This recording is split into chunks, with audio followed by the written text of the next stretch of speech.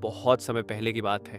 एक घने जंगल में एक ऊंचे पेड़ पर एक कौवा और एक कौवी रहते थे। हर साल कौवी अंडे देती और दोनों कौवा कौवी अपने बच्चों का बेसब्री से इंतजार करते।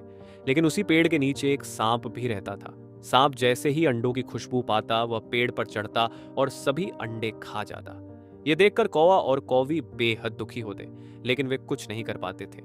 एक दिन कौवा बहुत उदास होकर कौवी से बोला, हम कितनी मेहनत से अपने अंडों की रक्षा करते हैं, पर हर बार यह सांप हमारे सारे अंडे खा जाता है। आखिर हम क्या करें?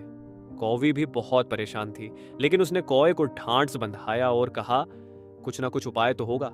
हमें अपनी सूझबूझ का इस्तेमाल करना होगा। इस बार हम ऐसा तरीका ढूंढेंगे कि यह सांप हमारे अंडों तक ना पहुंच पाए। कई दिनों तक दोनों सोचते रहे, लेकिन उन्हें कोई हल नहीं सूझ रहा था। एक दिन कौवा पास के गांव में गया, जहां उसने राजा के महल के पास एक तालाब देखा। तालाब के किनारे एक रानी अपनी कीमती हीरे की अंगूठी उतारकर स्नान करने जा रही थी। अचानक कौवे के दिमाग में एक योजना आई। कौवा रानी की अंगूठी उठाकर ले गया और सांप के बिल के आगे रख दी। कुछ समय बाद सांप अपने बिल से बाहर आया और हीरे की चमक देखकर खुश हो गया। वह कुंडली मारकर हीरे पर बैठ गया। उधर जब रानी स्नान करके वापस आई तो अपनी हीरे की अंगूठी वहां ना पाकर बहुत परेशान हो गई और उसने सिपाहियों को अंगूठी ढूंढने का आदेश दिया।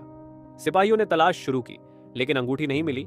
फिर सिपाहियों ने जंगल की ओर तलाश शुरू की और जंगल के रास्ते में उन्हें एक पेड़ दिखाई दिया जिस पर कौवा और कौवी रहते थे। उस पेड़ के नीचे एक सांप कुंडली मार कर बैठा था।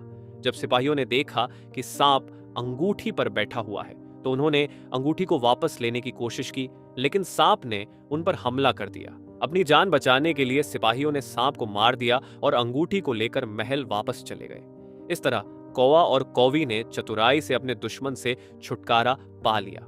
अब वे खुशी खुशी अपने अंडों की देखभाल करने लगे और उनके बच्चे अब सुरक्षित थे।